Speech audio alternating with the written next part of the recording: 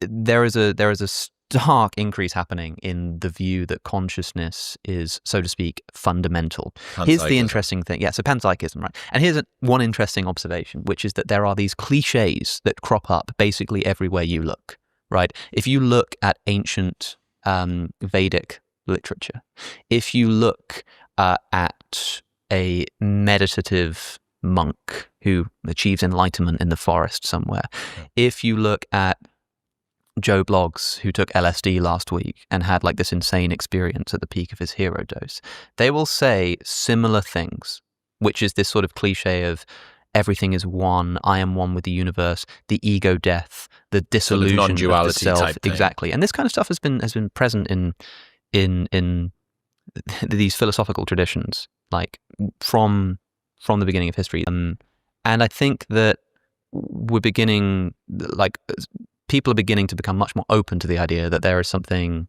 true about that, and there's a reason why that keeps coming about. Panpsychism is growing in popularity because the problem is, like, we believe that there is a world of matter, and we know that we are conscious.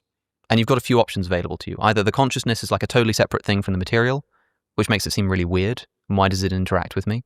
If consciousness is literally immaterial, if it's not made of matter that like my brain and my body is, then it is a complete mystery how it would interact with my physical body. Like, it is as mysterious that my mind would interact with my brain as it would be if my mind suddenly started interacting with your brain, or with that can of tasty new tonic on the table. These are two separate kinds of things. You're talking about like taking the number 2, adding in a chair, and like getting, the color orange. Panpsychist says there is no barrier.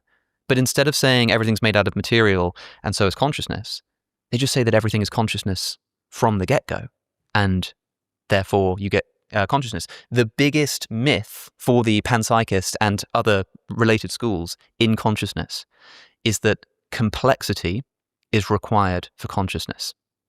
That might be the big myth that needs to dissipate. So